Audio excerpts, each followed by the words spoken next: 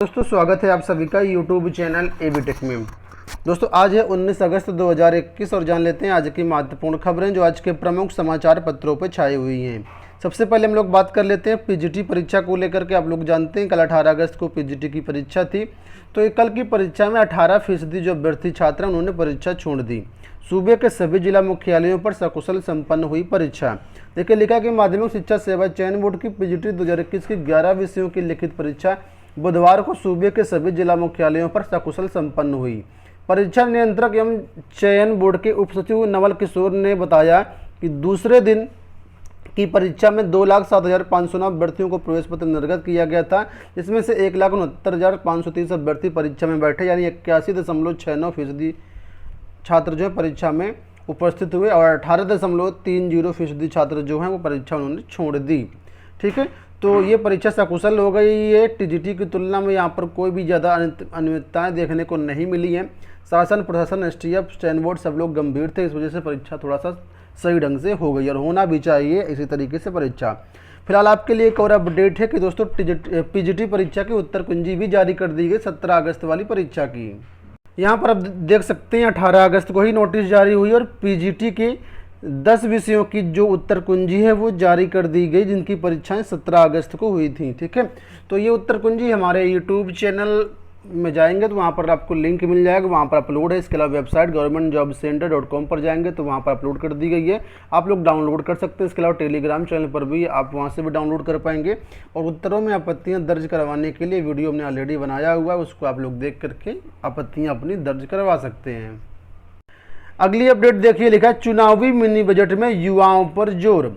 7,301.51 करोड़ का अनुपूरक बजट सबको साधने की कोशिश की गई है।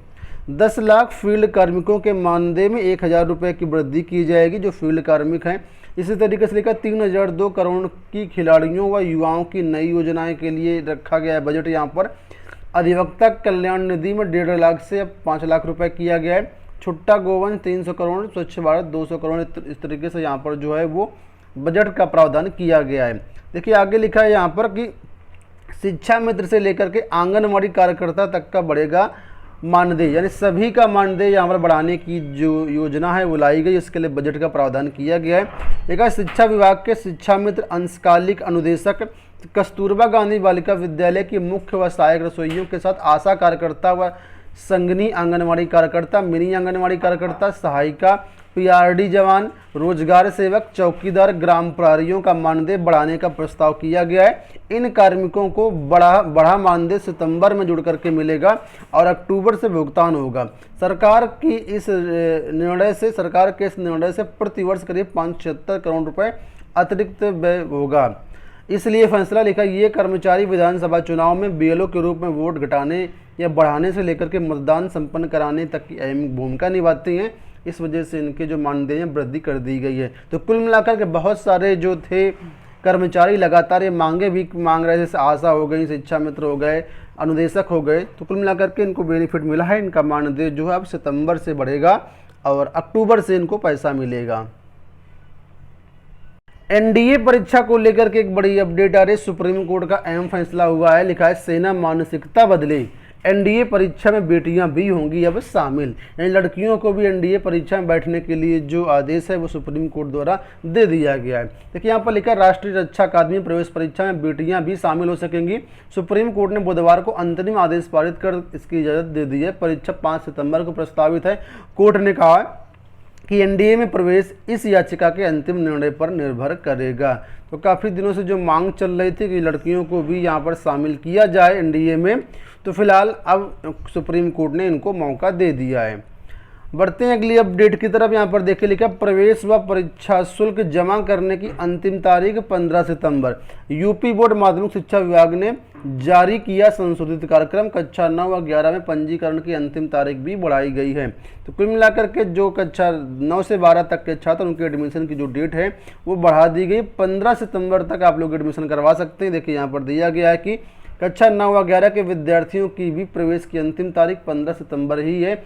6 अक्टूबर तक संस्था प्रदान के द्वारा 50 रुपये पद शुल्क प्रति छात्र शुल्क चालान के जरिए कोषागार जमा कर सूचना वेबसाइट पर दर्ज करनी होगी। 7 से 9 तक विवरण संस्था द्वारा चेकलिस्ट के जरिए जांच कर अपडेट की जाएगी। तो ये यहाँ पर प्रधानाचार्यों के लिए अपडेट है। आपके लिए अपडेट यही है कि जो तारीख है एडमिशन की वो बढ़ा दी गई है। अगर आपने एडमिशन नहीं करवाया है तो करवा सकते हैं। लोक सेवा आयोग से एक बड़ी अपडेट आ रही है। देखिए लिखा है, सूबे को मिले 181 बाल रोग विशेषज्ञ। बाल रोग विशेषज्ञ के 419 पद रह गए खाली। एनेस्थीसिया के 114 डॉक्टर भी चयनित। कुल मिलाकर के इस तरीके का यहाँ पर आलम है कि 419 पद जो खाली चले गए, अभ्यर्थी ही नहीं उपलब्ध हो पाए। लेकिन लोक सेवा आयोग की ओर से बुधवार को जारी परिणाम में सूबे को 181 बाल रोग विशेषज्ञ और 114 एनेस्थेसिया यानी बेहोशी के डॉक्टर मिले हैं, जबकि पीडियाट्रिशियन की 590 पदों के सापेक्ष में 419 पद और एनेस्थेसिया चिकित्सक के 590 पद के सापेक्ष 476 पद जो खाली चले गए हैं। कोरोना की तीसरी लहर को देखते हुए बाल रोग विशेषज्ञ समेत अन्य विशेषज्ञ चिकित्सकों की भारी कमियों को देखते हुए उत्तर प्रदेश लोक सेवा आयोग ने एलोपैथिक चिकित्सा अधिकारी श्रेणी 2 के 3620 पदों के लिए मई 2021 के आखिरी सप्ताह में विज्ञापन निकाला था। अंतिम तिथि तक इन पदों के लिए कुल 4062 अभ्यर्थियों ने ऑनलाइन आवेदन किया था। तो कुल मिलाकर के यहाँ पर जो काफ़ी पद खाली चले गए, भर नहीं पाए हैं। लेकिन जल्द होगा जनरल फिजिशियन और स्त्री रोग विशेषज्ञ का जल्द जारी होगा परिणाम। पैथोलॉजिस्ट और जनरल सर्जन के पदों का साक्षात्कार 24 से होगा। शेष पदों पर जो इंटरव्यू की तिथि है वो जल्द ही घोषित की जाएगी। टीजीटी भर्ती को लेकर के एक बड़ी अपडेट आ चुकी है। लिखा है, बीटेक मैथ टीजीटी भर्ती में शामिल होने का हकदार नहीं। बहुत से ऐसे प्रोफेशनल डिग्री वाले अभ्यर्थी हैं जो मैथ में शामिल होने की मांग कर रहे थे। उन्होंने हाईकोर्ट में याचिका वगैरह भी डाली थी। कोर्ट ने साफ कर दिया है कि जो बीटेक वाले कैंडिडेट हैं या प्रोफेशनल डिग्री वाले जो कैंडिडेट हैं जिन्होंने मैथ पढ़ा है तो वो मैथ में फॉर्म नहीं डाल सकते, और यही मांग इनकी थी। लेकिन इलाहाबाद हाईकोर्ट ने गणित विषय के साथ बीटेक व बीएड धारक को टीजीटी अध्यापक भर्ती में शामिल होने का हकदार नहीं माना और याचिका खारिज कर दी है। सरकारी वकील का कहना है कि टीजीटी अध्यापक भर्ती योग्यता में गणित विषय से बीए या बीएससी डिग्री निर्धारित की गई है। इसमें समकक्ष वालों को कोई भी मान्यता नहीं दी गई है और आवेदन जमा करने की अंतिम तिथि 15 अप्रैल 2021 समाप्त हो चुकी है। ऐसे में याची कोई राहत पाने का हकदार नहीं है। यह आदेश न्यायमूर्ति अश्विनी कुमार मिश्र ने प्रशांत सिंह की याचिका पर दिया है। याची का कहना था कि याची की नियुक्ति सर्वोदय विद्यापीठ इंटर कॉलेज मीरगंज जौनपुर में तदा शिक्षक के रूप में प्रबंध समिति ने की है और अनुमोदन व वेतन के लिए जिला विद्या निरीक्षक को पत्रावली भेजी गई है। तो कुल मिलाकर के याचिका इनकी खारिज कर दी गई है। ठीक है, कोई भी इनको राहत नहीं मिली है। बीटेक मैथ वाले टीजीटी भर्ती में नहीं आवेदन कर सकते हैं। पीजीटी को लेकर के यहाँ पर अपडेट है, आपको बता दें यहाँ पर डीएलएड वालों के लेकर के अपडेट है। तो परीक्षा नियोग प्राधिकारी कार्यालय पर प्रदर्शन हुआ। बीटीसी डीएलएड के 2015, 17, 18 बैच के प्रशिक्षण में 2 अवसर समाप्त होने के बाद परीक्षा में शामिल होने का एक और मौका दिए जाने की मांग को लेकर बुधवार को परीक्षा नियोग प्राधिकारी कार्यालय पर प्रदर्शन किया। प्रदर्शन में बहुत सारे अभ्यर्थी शामिल थे। यहाँ पर नाम वगैरह आप लोग पढ़ सकते हैं। और डीएलएड 2019 वाले बैच को प्रमोट कर दिया गया। उसमें कई सारे टर्म्स एंड कंडीशंस हैं। उसके लिए कल हमने वीडियो बनाया हुआ, उसको आप लोग जरूर देख लीजिएगा और हमारे टेलीग्राम चैनल पर उसकी पीडीएफ भी पढ़िए। बात कर लेते हैं आईटीआई एडमिशन को लेकर के। तो आईटीआई में जो लोग एडमिशन लेना चाहते हैं उनके लिए प्रवेश की जो अंतिम तारीख है बढ़ा दी गई है। अब लिखा है आईटीआई 2021 में प्रवेश के लिए जो अंतिम तारीख है 28 अगस्त कर दी गई है। अब आप लोग इसमें जा करके जो है ऑनलाइन एडमिशन ले सकते हैं। ऑनलाइन एडमिशन लेने के लिए विजिट करें governmentjobcenter.com। डिस्क्रिप्शन बॉक्स में लिंक मिल जाएगा। और यहाँ पर एक और अपडेट आ चुकी है अति पिछड़े वर्गों को आरक्षण को मामले को लेकर के। लिखा है सरकार जल्द दे सकती है अति पिछड़ों को आरक्षण।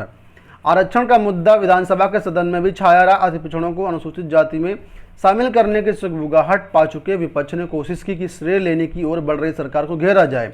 सामाजिक न्याय समिति की रिपोर्ट दबाए रखने के आरोप लगाए, लेकिन पिछड़ा प्रेम के फैसले गिनाते हुए सरकार ने कहा कि समिति की रिपोर्ट का परीक्षण चल रहा है, इसी विधानसभा यानी इसी कार्यकाल में भी परिणाम मिल जाएगा।